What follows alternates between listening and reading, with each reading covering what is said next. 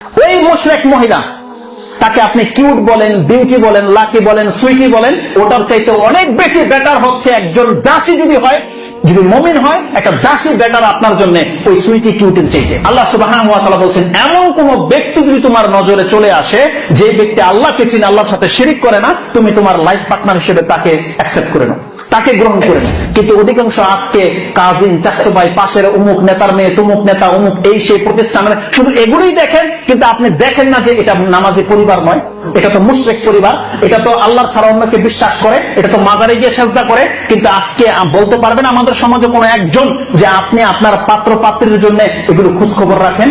আপনি প্রথমেই দেখেন তার ইনকাম। আপনি যদি আপনার নসলটাকে ঠিক করতে চান, তাহলে আপনাকে মুমিন মহিলা, তাওহীদবাদী মহিলা বিয়ে করতে হবে।